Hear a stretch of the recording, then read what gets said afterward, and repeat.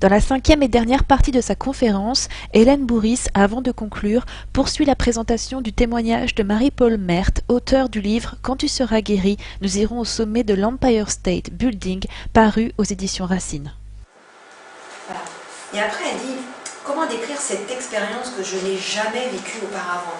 Effet puissant et profond. » Donc spontanément, vous voyez, elle parle d'expérience. Elle ne dit pas simplement « j'ai reçu un soin ». Elle parle qu'au travers de ce soin, elle a fait une expérience d'elle. Et ce qui est intéressant aussi, c'est qu'il y a un avant et un après. Il y a ce qu'on appelle une connaissance par contraste. C'est-à-dire, je n'avais jamais vécu auparavant. Il y a une rencontre de quelque chose de neuf. D'accord ? Qu'elle qualifie de puissant et profond. Donc puissant, après c'est l'intensité des sensations qu'elle vit, et profond, c'est relatif à l'intimité de ce qui est touché à l'intérieur d'elle. Le sentiment d'être concernée dans qui elle est, et pas juste dans un toucher superficiel. Et c'est une réalité que le mouvement qu'on sollicite n'est pas justement juste un mouvement de peau, c'est un mouvement qui rentre plus profondément au cœur de la matière physique corporelle. Donc on voit autour de cette sollicitation, de cette expérience jamais vécue, qu'il y a un effet cognitif. C'est pas juste je suis concernée profondément, ça remet en question sa manière de penser. Mon scepticisme, genre on va me toucher, ça va me faire du bien un peu, je me laisse faire. Non, c'est la façon dont elle voyait les choses, avec son regard, avec ses croyances, avec ses certitudes, est remis en question. Et ça, c'est un élément majeur face à quelqu'un qui a une personnalité avec des responsabilités, puis qui ne s'en laisse pas compter. Et pour qui le toucher, la subjectivité, c'était pas forcément quelque chose de très fiable, de très valable. Donc elle dit, pour la première fois, j'ose écouter mon corps. Donc là, on voit que d'un corps qui était un corps machine au début, l'attitude est modifiée, elle commence à avoir un intérêt, elle est appelée dans le soin à avoir une écoute de son corps. Elle y voit une nourriture. Et puis elle dit plus tard, je découvre petit à petit un mouvement à l'intérieur du corps. Donc là, c'est la spécificité de notre approche dont je vous ai parlé tout à l'heure. Il y a une vitalité à l'intérieur du corps qui s'exprime sous forme d'un mouvement que le praticien perçoit, mais il y a un effet surajouté quand la personne le perçoit. C'est-à-dire qu'elle peut surajouter non pas dans l'efficacité sur la santé, parce qu'on peut sentir le mouvement et pas guérir pour autant, c'est pas une méthode magique, mais il y a une implication de la personne supérieure lorsqu'elle rentre en relation avec cette intériorité sensible et animée. Voilà. Et une des premières descriptions qu'elle fait, c'est qu'elle dit « de la chaleur rentre dans ma carcasse ». Donc vous voyez là, dans le mot « carcasse », il y a quand même la représentation qu'elle a de son corps. Un corps, c'est une carcasse. Et soudainement, la chaleur rentre dedans. Et la chaleur, c'est quand même le vivant par rapport à la carcasse qu'on imagine froide, osseuse, rigide. La chaleur entre dans ma carcasse. On sent là qu'il y a un fond d'humanité qui commence à venir la toucher et qui commence à l'intéresser dans le rapport à son corps. Voilà. Et puis ensuite elle dit, le toucher thérapeutique, elle commence à acquérir du vocabulaire. Oui. Elle sort page 180, elle doit être quand même à quelques moitiés. Bah oui, parce qu'on explique quand même un peu ce qu'on fait, donc la personne commence à acquérir aussi le vocabulaire.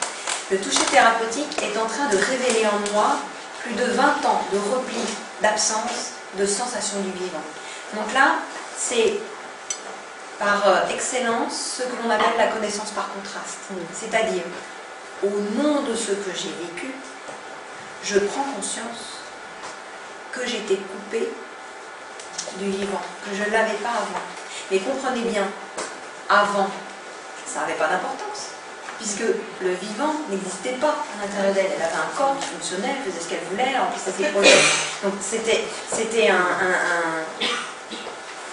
pas là. D'accord ? Elle fait une expérience d'une chose nouvelle, inconnue d'elle, et là, cette chose nouvelle, elle la qualifie de sensation du vivant. D'accord ? Et par contraste, elle prend acte qu'avant ça n'existait pas à l'intérieur d'elle. Et toute notre pédagogie, elle est basée sur cette connaissance par contraste. Alors ce qui est intéressant, c'est que là la personne ne rentre pas dans une culpabilité de j'ai un corps carcasse, je ne me sens pas, etc. Parce qu'elle a la ressource en même temps qu'elle prend conscience du défaut, entre guillemets. Vous comprenez? C'est au moment où elle a la solution qu'elle prend conscience qu'avant il y avait un problème. Puis elle poursuit, les effets se prolongent par une sensation de bien-être tout au fond de ma personne. Et donc vous voyez que cette chaleur dont elle parlait tout à l'heure, ce sentiment de vivant, on passe de la sensation à la cognition. Il y a un état physique de sensation de chaleur, de détente, de sensation du vivant. Et on pourrait dire, bon, j'ai eu la chaleur dans mon corps dans ma séance, je me suis sentie vivant dans ma séance, et c'est bien. Mais ça va plus loin. Elle reconnaît là qu'il y a un bien-être à l'intérieur d'elle, du fond de ma personne, tout au fond de ma personne. Donc là, c'est une connaissance depuis le vécu du corps. Donc notre travail, vous voyez, il est perceptivo-cognitif. Donc vous comprenez que quand on va accompagner une personne au niveau de sa pensée, ça s'ancre toujours dans... Quand tu dis ça, mais qu'est-ce que tu sens qui véhicule cette pensée-là? Un dernier témoignage en ce qui la concerne. Après quelques minutes de traitement, je sens que la douleur physique et les tensions disparaissent. Donc, quand même, j'ai pris une phrase qui illustre les effets sur la somatisation. C'est vrai qu'il y a aussi bien des personnes qu'on reçoit en soins, pour qui, tant que la douleur n'est pas soulagée, peu leur importe qu'on discute de la sensation d'elle-même, du sentiment d'être vivant, du bien-être ou d'un travail perceptivo-cognitif. Les gens vous disent oui, mais j'ai encore mal. Vous voyez? Donc ça, c'est une des particularités. Mais à l'inverse, moi je me souviens avoir eu une personne que je traitais pour un lombago opéré, une hernie discale opérée. Elle avait été opérée il y avait avec 2 années de recul, puis elle revenait toujours me voir. Et je lui dis, écoute, on a fini par se tutoyer parce qu'on avait des points d'affinité. Je lui dis, peut-être tu devrais essayer une autre méthode parce que je trouve que je suis pas très efficace sur ta douleur. Elle me dit, mais ça va pas.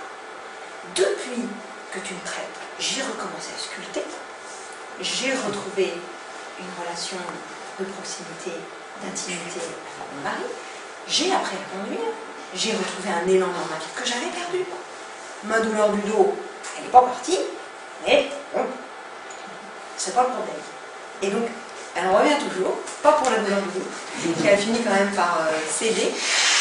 C'est quand même, vous voyez, quand on a une zone de fragilité et qu'on prend, je dirais, un choc, un stress, c'est souvent là que malgré tout les choses viennent se cristalliser. Donc c'est normal malgré tout d'avoir une récurrence du problème et puis qui puisse nécessiter un soin ponctuel. Pour autant, elle a aussi des exercices quand elle sent qu'elle se bloque, qu'elle peut réaliser elle-même et qui lui évite. Elle vient que 2 fois par an, alors qu'autrefois elle venait peut-être. Puis je crois que c'est même plus pour le plaisir que pour les problèmes. Enfin. Mais n'empêche, je voulais souligner qu'il y a quand même des effets de guérison aussi à travers le toucher de la somatopsychopédagogie. En tout cas, des guérisons fonctionnelles. Quand je vous dis guérison, je ne dis pas qu'on guérit un cancer, mais tous les troubles fonctionnels qui sont en lien avec les maladies, ça, on peut avoir un effet très positif dessus. Et donc, en conclusion, je vais passer très vite. Donc, on remarque que lorsque le toucher concerne la dimension humaine de la personne, c'est-à-dire, on ne fait pas juste un toucher qui touche le corps, en même temps qu'on touche le corps, vous avez vu, on concerne le psychisme de la personne. Et on a ces 2 intentions quand on touche une personne. On sait que quand on touche ses affects, on touche ses émotions, on touche sa cognition, on touche ses tensions physiques. Tout ça, c'est contenu dans le même toucher. Et bien, on observe que les témoignages convergent. Ça, je vous ai donné un exemple, mais on observe que tous les témoignages, avec évidemment un vocabulaire différent, des nuances différentes, rentrent en fait dans des catégories assez similaires. Et donc, on voit apparaître en fait ce qu'on appelle les contours d'une catégorie du sensible. Donc, si on regarde dans son témoignage, vous avez vu des mots Et ce sont les mots qu'on retrouve fréquemment, la notion de chaleur. Donc le toucher renvoie, la personne recrée à l'intérieur d'elle un contact avec une chaleur à l'intérieur de soi qui est très important parce qu'elle met la personne dans un sentiment de confiance.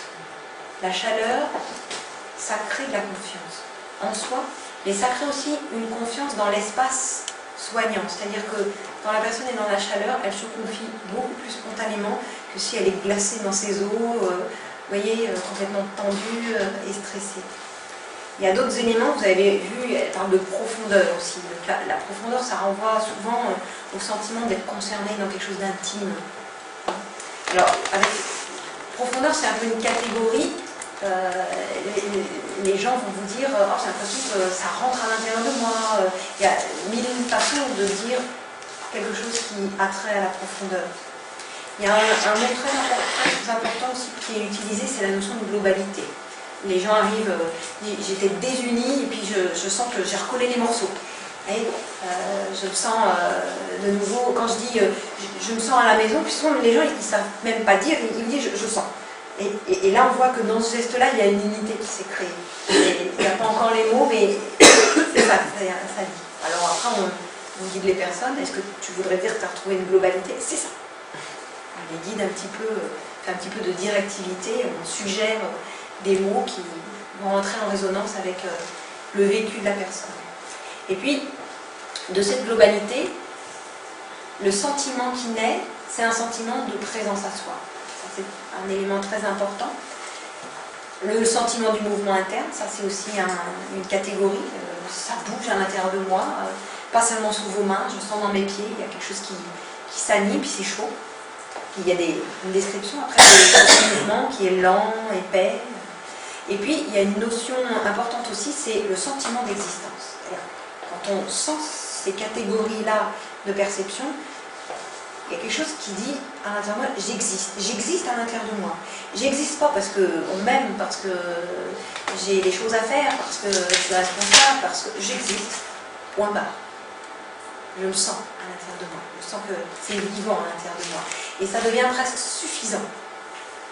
Et ça peut être intéressant justement dans les problématiques d'existence, mais par rapport à l'extérieur de soi, et où il manque cette espèce de sentiment concret, où il y a une solidité à l'intérieur de soi qui est le point de départ, je dirais, de la solidité pour pouvoir communiquer, absorber les effets du monde et des personnes autour de soi. Et donc, on voit aussi qu'autour de ce témoignage, le toucher amène la personne à une santé perceptuelle positive, ce qui est très important dans l'accompagnement de la souffrance physique et psychique. Et puis, ce parcours perceptif, sensationnel, dans le sens de sensoriel, conduit à ce que Danny Bois a dénommé la spirale processuelle du rapport au corps sensible. Et donc, ça se schématise comme ça. Vous voyez, il y a des catégories du sensible, la chaleur, la profondeur, la globalité, qui sont en fait un processus de perception.